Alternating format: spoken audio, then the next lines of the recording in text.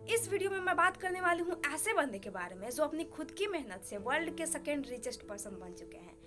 क्योंकि कहते हैं ना, किस्मत मेहनत से बदलती है, घर बैठकर सोचते रहने से नहीं। जी हाँ, मैं बात करने वाली हूँ गौतम अडानी के बारे में। आगे बढ़ने से पहले अगर आप मेरे चैनल पर नए हैं और पहली बार विजिट कर रहे हैं तो आप मेरे चैनल को सब्सक्राइब करके बेल आइकन को प्रेस करना ना भूलें। So let's start this video. इनकी सक्सेस स्टोरी स्टार्ट करने से पहले चलिए इनकी बचपन की स्टोरी जानते हैं। तो बात है 24 जून 1962 की, जब इनका जन्म अहमदाबाद के एक मिडिल क्लास फैमिली में हुआ। इनके पिता शांतिलाल अडानी एक क्लॉथ मर्चेंट थे। वह अपनी 12th तक की एजुकेशन गुजरात के कॉमन स्कूल से पूरी की। फिर उसके बाद गुजरात यूनिवर्सिटी से कॉमर्स में ग्रेजुएशन करने लगे। लेकिन उस टाइम उनकी फैमिली की फाइनेंशियल कंडीशन अच्छी नहीं थी, इसलिए वह ग्रेजुएशन भी पूरा नहीं कर पाए और वह बीच में ही छोड़ दिए। और वह अपनी फैमिली की फाइनेंशियल कंडीशन सही करने के लिए 1978 में मुंबई आ गए और उस टाइम उनके पॉकेट में सिर्फ 100 रुपए थे। मुंबई में उन्होंने डायमंड कंपनी महिंद्रा ब्रदर्स में कम पैसे में जॉब करने लगे।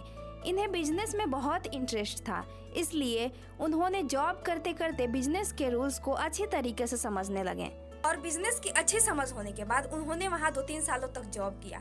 फिर वो जॉब छोड़ दिए और मुंबई की सबसे बड़ी जावेरी बाजार में 20 साल की एज में खुद का डायमंड ब्रोकरेज की कंपनी ओपन कर दी। जावेरी बाजार मुंबई में ज्वेलरी की एक फेमस मार्केट है और कड़ी मेहनत से 1 साल बाद ही उनकी बिजनेस का टर्नओवर लाखों में हो गया। और फिर ईयर 1981 में वह इंपोर्ट एक्सपोर्ट के बिजनेस में एंटर किए और फिर वह अपने भाई मनसुख लाल के कहने पर अहमदाबाद की प्लास्टिक फैक्ट्री में काम करने लगे।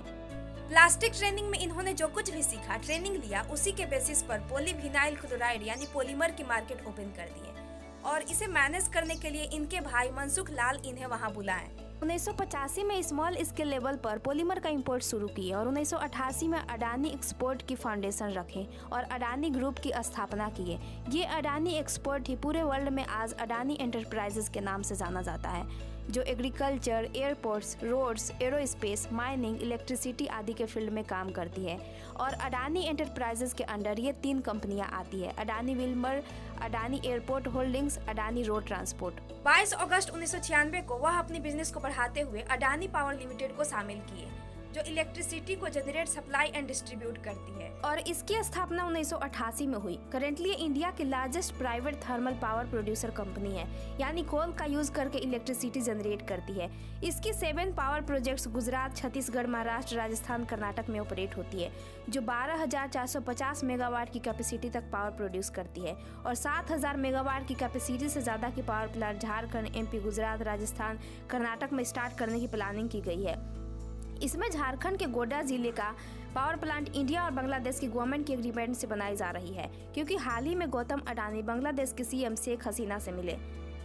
इस मीटिंग में उन्होंने बात किया कि विजय दिवस के मौके पर गोड्डा पावर प्लांट से बांग्लादेश को अब दिसंबर से इलेक्ट्रिसिटी एक्सपोर्ट करने वाले हैं, यानी अब ये बांग्लादेश से भी अर्न करेंगे पैसे। और फिर 1998 में उन्होंने अपनी बिजनेस को बढ़ाते हुए Adani ports and special economic zone limited को अपनी बिजनेस में शामिल किए। अडानी पोर्ट्स को आज मुंद्रा पोर्ट के नाम से भी जाना जाता है, जो इंडिया की लार्जेस्ट प्राइवेट पोर्ट है और यह गुजरात में लोकेटेड है। अडानी एंटरप्राइज की subsidiary Adani airports holding limited को 2019 में स्थापना किया गया, जो कि इंडिया की लार्जेस्ट एयरपोर्ट इंफ्रास्ट्रक्चर कंपनी बन गई है। पिछले साल अडानी ग्रुप ने जयपुर के इंटरनेशनल एयरपोर्ट को भी एयरपोर्ट अथॉरिटी ऑफ इंडिया से अपनी कंट्रोल में किया और राजस्थान गवर्नमेंट ने अडानी ग्रुप को 50 सालों के लिए यह एयरपोर्ट लीज पर दिए हैं। और इसके अलावा पिछले साल अडानी ग्रुप ने मुंबई इंटरनेशनल एयरपोर्ट का भी टेक ओवर किया था और तिरुवनंतपुरम इंटरनेशनल एयरपोर्ट को 50 सालों के लिए टेक ओवर किया था। अहमदाबाद इंटरनेशनल एयरपोर्ट सरदार वल्लभ भाई पटेल को अडानी एयरपोर्ट ने 2020 में टेक ओवर किया था और 2020 में ही एयरपोर्ट अथॉरिटी ऑफ इंडिया ने अडानी ग्रुप को बेंगलुरु और लखनऊ के इंटरनेशनल एयरपोर्ट को 50 सालों के लिए लीज पर दिया था। यानी करेंटली अडानी ग्रुप के 7 एयरपोर्ट अहमदाबाद, लखनऊ, तिरुवनंतपुरम, जयपुर, मुंबई, गुवाहाटी एंड बेंगलुरु में लोकेटेड है। फिर 2004 में उन्होंने अडानी टोटल गैस लिमिटेड को फाउंड किया, जो transport sector and industrial, commercial and domestic sector को CNG and PNG gas supply करती है। 9 दिसंबर 2013 को अडानी ट्रांसमिशन लिमिटेड की स्थापना की, जो आज one of the largest power transmission company India की मानी जाती है।